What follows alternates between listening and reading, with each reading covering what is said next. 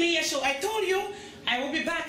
I'm not back like Schwarzenegger to break down houses, but I am here to bulldoze your minds with another edition of the Talktolia show in this special day of the month in the year of greatness, 2014. You know, 2014 is the year of greatness. I stand strongly on that assertion because the Lord has done many great things for me this year. From January up to the point where we're recording this video, God has done marvelous things in my life. I have seen the good, the bad, and the ugly. But I can tell you that in this same year, I am focusing on the good because I know who stands with me. And the one who stands with me is greater than every challenges, any principalities and powers that are out there. He stands with me like a solid rock, which he actually is. And so I am back today to tell you something, to give you a little secret, a secret that's going to work very powerfully if you could apply it the same way as I do. And I will tell you what that secret is all about. Once again, this is the Talktolia show, and my name, just in case you forgot, of course it's Leah, you know that. And it's Lum Irene Asanji, which also means Lord is able. On those power words, I move, I talk, and I do things using the power of the Lord that lives in me.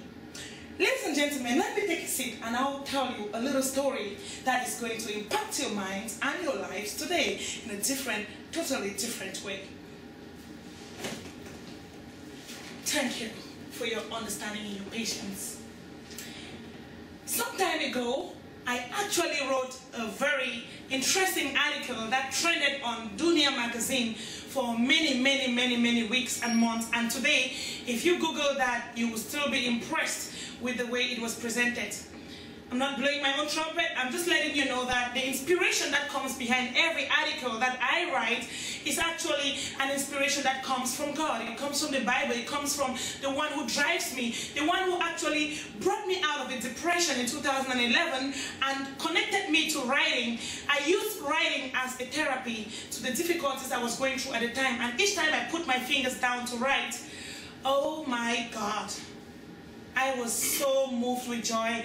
I was so comforted. I was distracted by the distractions of my surroundings, by the circumstances around my life, and I was more focused on giving out the message, empowering people, inspiring them, and I got so much feedback from many readers around the world.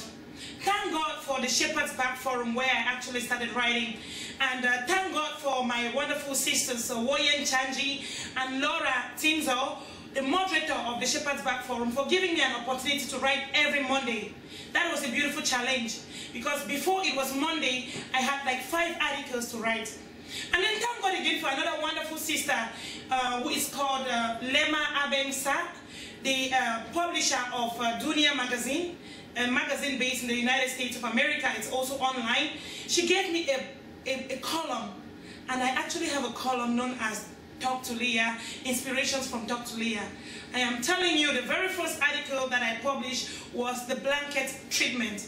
I don't know, a few days ago I realized that I was going through some situations in my life and I was getting a little, disturbed, and then I realized, this looks like it's a distraction from the enemy, trying to distract me once again from focusing, trying to tell me lies. I know the truth, I know what the Lord has told me, and I'm going to stand on the truth. And so the Spirit of the Lord brought back the blanket treatment to me and said, didn't you write this article to tell people how to handle such situations? How come you're falling victim? You are good at telling people how to do things, and why don't you apply it in your own life? And that was a good reality check. I always get reality checks. Trust me, it's not easy, this journey of faith. From time to time, you're going to fall, and you're going to get up. You're going to fall again, and you're going to get up. What I try to do is that when I fall, I try to get up like a ping pong ball. I don't fall like a rotten tomato. A ping pong ball, when it falls, no matter where, it tries to bounce a bit. Maybe not on a carpet, a thick woolen carpet or a bush, but we always fall on solid surfaces because it has to hurt. Falls hurt. So as a ping pong ball, I make sure when I fall, not that I plan to fall, but I make sure I've trained my mind. I live in the consciousness that if I happen to fall, God forbid, if I fall, I don't stay where I have fallen. I get up. I don't stay on the spot. I get up again. And I make sure I bounce back. Boy, I so bounce back that the devil just can't handle it. And that's the way I always come back. After broken ribs, I come back even better. After many other situations, my landlord says it's time for you to move out of this basement. The Lord moves me out and brings me into a mansion. These are my testimonies. A lot of them, you will read more and more. I have 2 other books I'm working on. So my story is just beginning, it's continuing, because Talktolia show, the Lord brought this show to you because He will be doing things in my life and the lives of other people, and I'm going to be sharing them with you. And I'm going to give opportunities for other people to also share their stories with you, with the rest of the world, so that our God, our Father, can take His glory. That's it. Let's talk about the blanket treatment. What are you thinking about right now? When you hear the blanket treatment, what's going on in your mind? Let me guess. You're probably thinking about the blankets, maybe from your culture, when you had fever or malaria or something, high fever, they would cover you up with a blanket under hot water with some herbs in the water, and then you're going to sweat out the fever. That's not the blanket treatment I'm talking about. Go to google.com and Google the blanket treatment by Leah, and it's going to take you to duniamagazine.com, and you're going to read it for yourself. But before you do that, let me honor you with a read of this article, and you decide for yourself if it's something you can apply. Let's go. And like I said, this is not a medical procedure or anything you might be thinking about. It's a suggestion that works in keeping the greatest distractor or detractor away from the center of attention. How many of you know that the devil loves to be at the center of attention? And how does he do that? He wants to take credit for all the bad things that happen in your life. Sometimes he also wants to take credit for the good things that come from him, but they always come with a price tag. And he would like to be at the center. He wants you to cry every day, to say, oh my God, it's the work of the devil. Oh my God, the devil has got me again. And he's dancing and he's so happy. I am telling you how you're going to give him a break that he doesn't like, because he hates to have that kind of break. And it's all in this story. The blanket treatment. The devil hates to be ignored. I was just reciting one of my favorite nursery rhymes. It's raining, it's pouring, the old man snoring. He went to bed and bumped his head and couldn't wake up early in the morning. Down memory lane.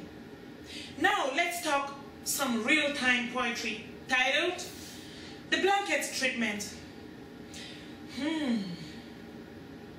Typical of me, Leah. For those who know me by now, to make good meaning out of everything.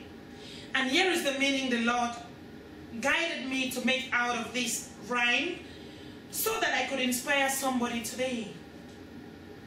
One of my prayer cell sisters and I chatted and had a good laugh over the fact that the devil hates to be ignored. That too was just reciting one of my favorite examples of social situations, playing them through my mind. I was so forced to do this because I wanted to tell somebody just how to handle the devil, and this was just the perfect way of doing it. When I chatted about the fact that the devil hates to be ignored, it gave me another additional impetus. A second reason to come up with this write-up. Probably a third reason, because I believe I have been distracted by the enemy many times in my life. And so it was just a perfect time for me to find a solution for myself, because I believe many of the things that I write about, God makes sure that He's teaching me to teach myself, to minister to myself.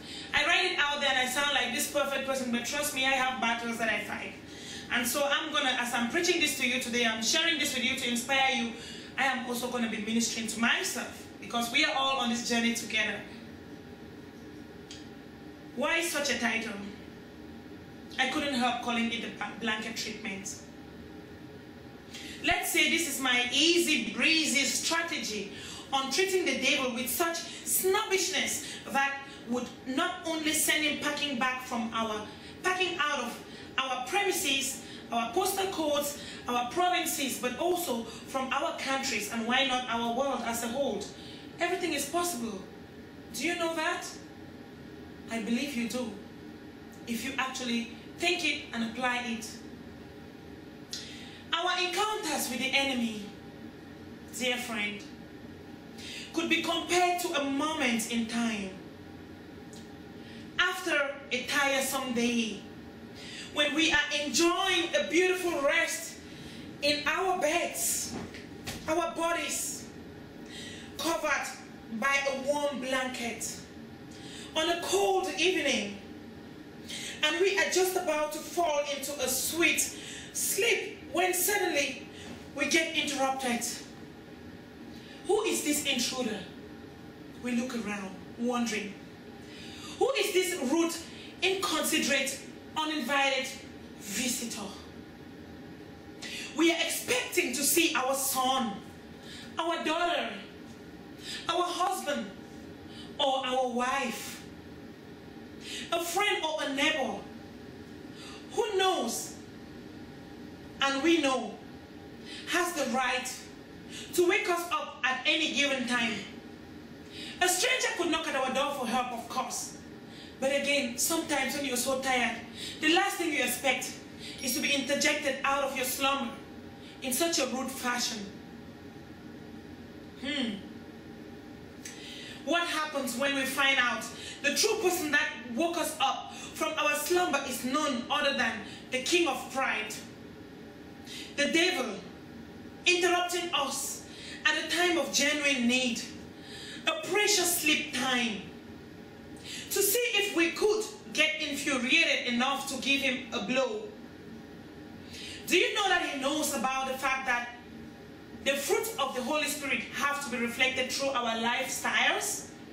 Patience, slow to anger, love, forgiveness, long-suffering, tolerance, perseverance, you name it all. All those beautiful words that are so beautiful but so easy to pronounce and spell, but so difficult to actually practice. He knows them, and he knows how to tune you and trigger you to see if you can really stand up to your name, your title as a born-again child of God. Yes, the devil knows.